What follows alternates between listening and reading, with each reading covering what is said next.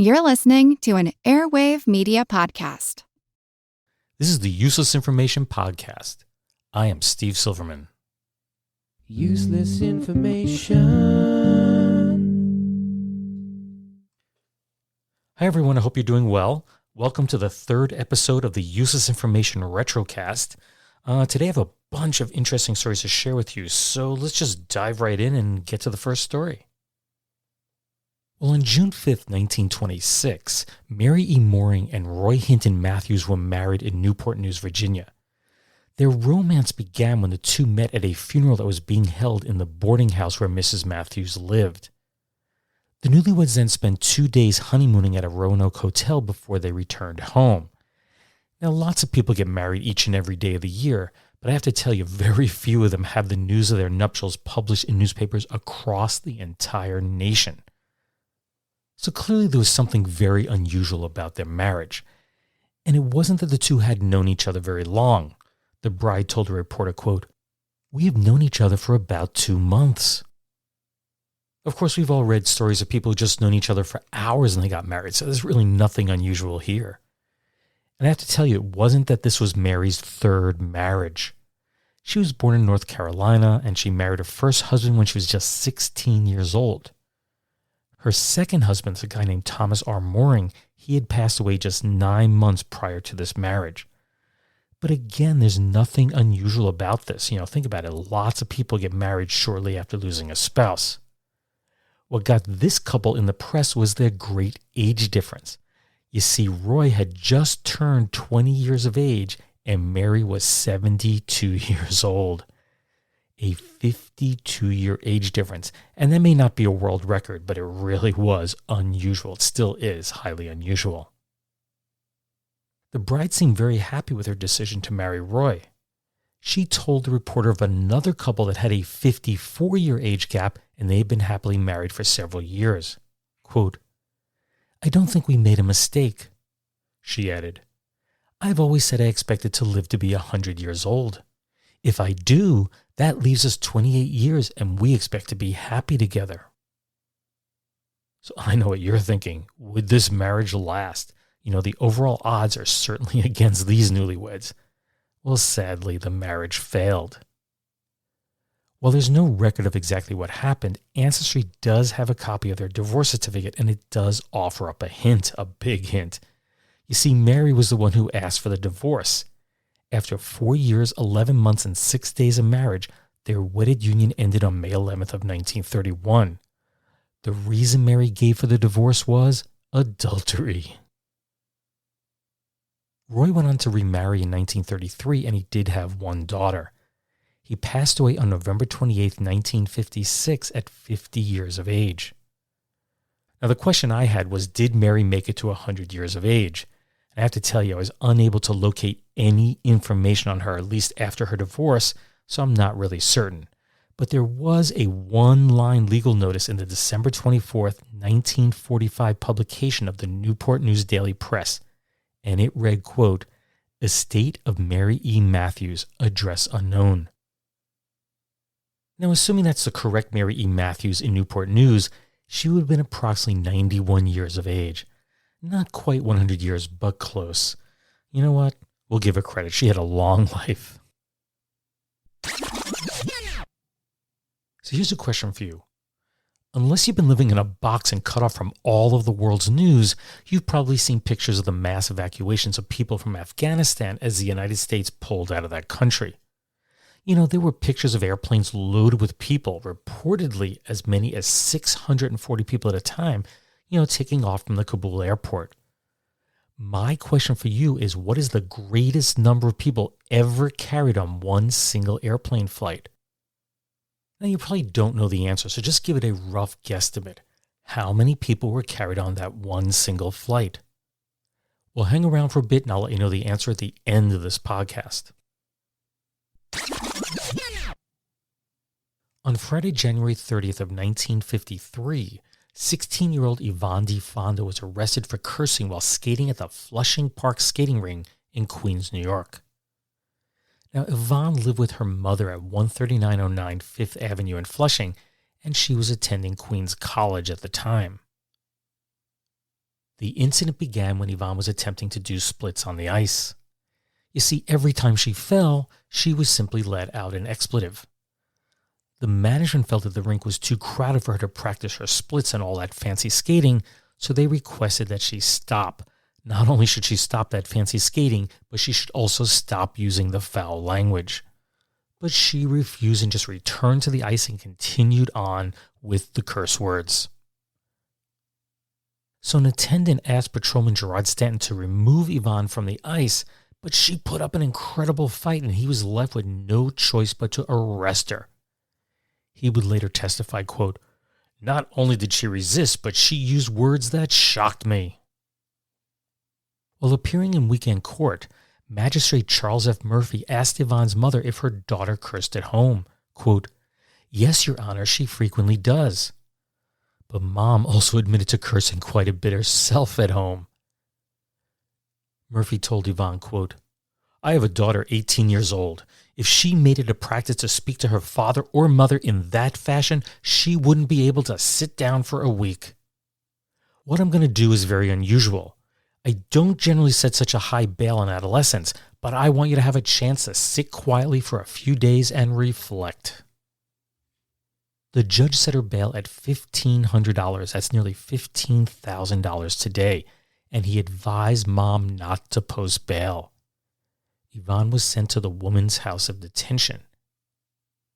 Well, on Wednesday, February 4th of 1953, Yvonne was hauled back into court. There, Magistrate Corning McKenney determined she was guilty of disorderly conduct, and prior to releasing her, ordered Yvonne to return to the court on March 18th for sentencing.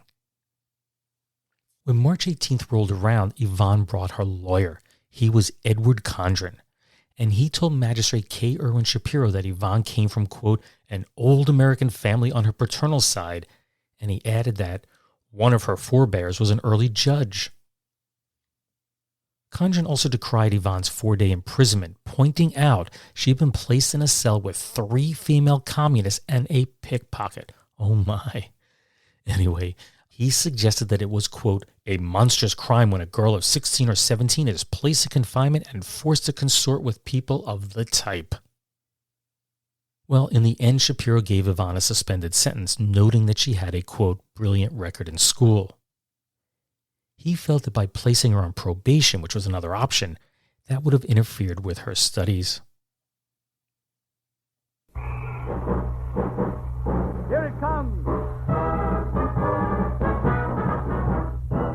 It's here right now. It's new Rinso. It's amazing, and here's why.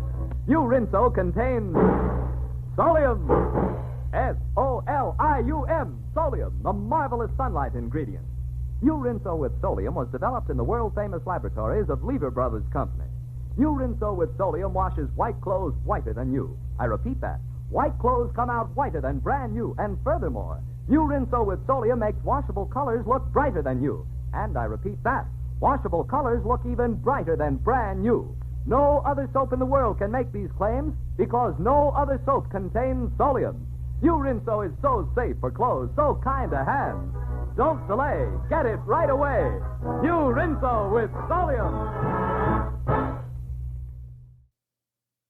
That commercial for Rinso's from the October 15th, 1947 broadcast of an old radio show that was hosted by Alan Prescott.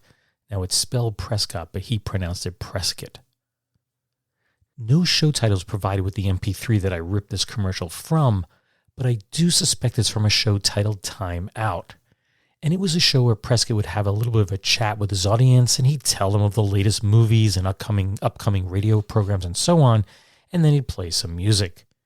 Each show was 15 minutes in length, and it ran on the NBC network. As for Rinso, it traces its roots back to Robert Spear Hudson, who was an English businessman. And in 1837, he started taking bar soap and grinding it up with a mortar and pestle into flakes. His product, which was appropriately named Hudson's Dry Soap, was the first commercially successful soap powder ever, and that was mainly due to his heavy advertising. You know, newspapers, posters, horse-drawn vehicles. Basically, if there was a blank spot somewhere, you'd see an ad for Hudson Dry Soap there. Anyway, Hudson died in 1884, at which point his son Robert William took over the business, and he in turn sold the business to Lever Brothers in 1908. They relabeled the product and then sold it under the names of both Rinso and Omo, and they slowly phased out the Hudson name until it was finally discontinued in 1935. It's unclear when Lever Brothers introduced Rinso into the U.S. market, but the earliest ad I could locate was dated September 5th of 1919. And it read, "Rinso, a great help in the home, makes washing easy, just soak the clothes, that's all. 8 cents per package." That'd be about $1.22 today. Rinso advertised heavily on the radio in the 1930s and 1940s, making it a household brand. Now, as I've discussed on the podcast before, the introduction of Tide, the first detergent, that caused the sales volume of these older soap products to just plummet in the 1950s. As a result, Rinso was reformulated as a detergent with some bluing agent added and was renamed Rinso Blue. But sadly, that failed to return Rinso to its once prominence on the store shelves. It was discontinued in the mid-1960s. It was then reformulated again, but then it disappeared from retailer shelves totally by the mid-1970s. Then, in 1992, the 99 cents only chain purchased the rights to the Rinso name, and they prominently featured it in their stores. Now, there isn't a 99 cents only store in my area, so there's no way I could check to see if it's still available. Rinso, however, is still marketed in a number of other countries around the world. Now, I do have a couple more Rinso commercials that I'll play for you later in the podcast, so stay tuned for those. On February 15, 1957, 34-year-old Virginia Schoen had just finished washing the dishes in her home, which was located at 13680 Osborne Street in the Pacoima neighborhood of Los Angeles, California. Then, suddenly, a spoon fell into the sink's garbage disposal. Quote, "I reached for it and I looked up at the window. I don't know what happened." Well, luckily, the power was off and she was uninjured. Yet Virginia had a much bigger problem. That is, both of her hands were now stuck inside of the disposal. So her 15-year-old daughter, Carlene, called the fire department to get help to get Mom's hands out of the trap. So men from Rescue Unit 81 showed up and they first took the disposal apart, but her hands were still entrapped in an iron ring. So they then drilled holes and finally sawed through that ring, and they were able to release her hands. Total time, 1.5 hours to do so. Yet that's not the end of the story. Mrs. Schoen would have another run-in with modern appliances on September 4th. This time she'd been playing a game of dominoes with a friend as she ran her toes up and down the cool surface of the refrigerator door. Keep in mind, this is in the days before air conditioning. And for some unexplained reason, this was never explained in the newspaper, she had removed the handle from the door of the refrigerator several weeks prior. And, well, let's let Virginia Schoen explain what happened next. Quote, "I just found this hole with one toe, and then I rested my other foot on top of the one hanging by the toe in the hole." She continued, "Well, that toe went to sleep, the one in the hole, and I couldn't get it out." Once again, the fire department was contacted, and they knew exactly where to go this time. That's mainly because it was the same rescue unit, Rescue Unit 81, that was sent to the scene. The firemen removed the door, they took it apart, and her big toe was finally freed after 40 minutes of appliance surgery. Okay, we're going to take a quick break here to listen to a few words from our sponsors, and we'll be right back after this. Welcome back.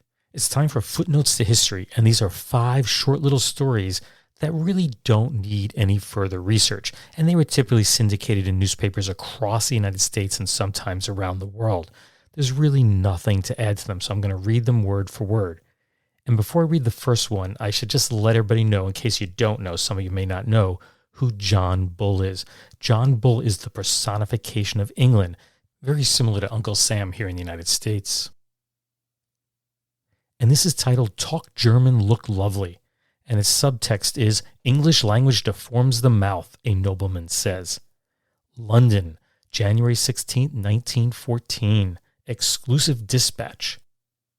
Lord Ashbourne, in a speech at a meeting of the Gaelic League in Vermoy, declared that speaking English continually deforms the mouth. He described Englishmen as having thin, prominent lips, long front teeth, and the general appearance of a measly rabbit. The German language, Lord Ashbourne said, was strong and vigorous. The English language was in a state of decay.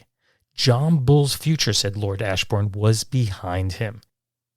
He was insular, and nothing would bring him in touch with the outside world. Okay, I speak English, so I must have a deformed mouth. Oh well, moving on. Our next story is dated April 9th of 1928 and simply titled Teeth. Matthias Blau of Chicago persuaded his wife Helen to have all her teeth pulled. Then he refused to buy her false teeth because, he said, it was cheaper to feed her on soup than on solids. Mrs. Blau went to court, was awarded 2 sets of store teeth and at least a beefsteak a week. Judge Jonas told Mr. Blau that he had committed, quote, the meanest trick, unquote, he had ever heard of. Wow, could you imagine having your wife pull all her teeth out and not letting her buy a new set of teeth? Unbelievable. That's just plain cruel. The next story is titled Leap Year Baby's Regular Event with Woman. Denver, February 29th, United Press. On February 29th, 1932, in room 366 at St. Luke's Hospital here, Mrs. Ralphie Hansen, then 24 years of age, gave birth to a daughter, Marjorie May. On February 29th, 1936, today, in the same room at the same hospital, attended by the same physician, at 9:41 a.m., Mrs. Hansen gave birth to a son, not yet named. And just to make the leap year story complete, 2 of the attending nurses, twin sisters, were born on February 29th, 1916, and were celebrating their 5th birthday. Now, before anybody writes to me and says, how could they be celebrating their 5th birthday and be nurses? Remember, these are leap year babies. They only have a birthday every 4 years. And of course, 20 years divided by 4 means they're 5 years old each. Lazy man makes tough job simple. Chicago Tribune Press Service, Washington, January 31st, 1947. A tip on how to solve difficult production problems was given the Senate Labor Committee today by Clarence E. Bleicher, president of the Chrysler Corporation's DeSoto division. There's a name you don't hear very often, DeSoto. Quote, when I have a tough job in the plant and can't find an easy way to do it, Bleicher said, I have a lazy man put on it. He'll find an easy way to do it in 10 days. Then we adopt that method. Well, my experience has been you put a lazy person on it and nothing gets accomplished. Anyway. And our last footnote for today is titled Damn Missouri River, Book Disappears in Flood. Bismarck, North Dakota, April 24th, 1952, Associated Press. A patron notified the Bismarck Public Library he was unable to return a borrowed book because his home had been flooded by the Missouri River. When last seen, he said, the book was going down the Big Muddy. The title of the book, The Damn Missouri River. Now, damned is spelled D-A-M-M-E-D, as a dam on the river. In fact, the full title of the book is The Damn Missouri Valley, 1/6 of Our Nation. It was published in 1951. It was written by Richard G. Baumhoff. And if you're curious about it, there are 2 copies of it on archive.org. This dramatic serial, which we hope you will follow with keen interest and keen enjoyment, is presented by the makers of the new 1937 Rinso, America's biggest-selling package soap.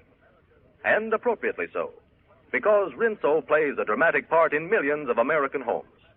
Rinso has the leading role wherever dirt is the menace. And Rinso can be depended upon to give a happy ending to the housewife's most discouraging chores, washing dishes and washing clothes. Even when battling great odds, such as water hard as nails, Rinso never fails to triumph. And best of all, though Rinso is cruel to dirt, it is kind to colors and gentle to your hands, never making them red or rough-looking. That is why, for clothes, dishes, and all household cleaning, Rinso is the headliner. So early in the podcast, I'd asked you what was the record for the greatest number of people ever carried on one airplane flight. So what was your guess? Well, before I let you know the answer, let me give you a little background first. On May 24th of 1991, Israel began Operation Solomon, in which they needed to evacuate approximately 14,000 Jews from Ethiopia. Now, this covert mission was originally expected to take 10 to 15 days to complete, but due to increased instability on the ground, the time frame was reduced to evacuating everyone within 48 hours. That's unbelievable. The plan, which involved 35 aircraft and 40 separate flights, was so well executed that all 14,000 were flown from Addis Ababa to Ben Gurion Airport in Tel Aviv, that's 1,600 miles or 2,600 kilometers away, in just 36 hours. This record-setting flight was taken aboard an LL-747-258C, which was designed to hold approximately 480 people under normal conditions. But to hold more passengers, the aircraft was stripped of all its seats and people had to sit on the floor. According to the Guinness Book of World Records, the airliner carried, ready for this, 1,088 passengers. That includes 2 babies who were born on the flight to Israel. Now, there were some conflicting reports as to the exact number of passengers, and it ranged from a low of 1,078 to a high of 1,122. But no matter which value one accepts, this world record currently remains uncontested.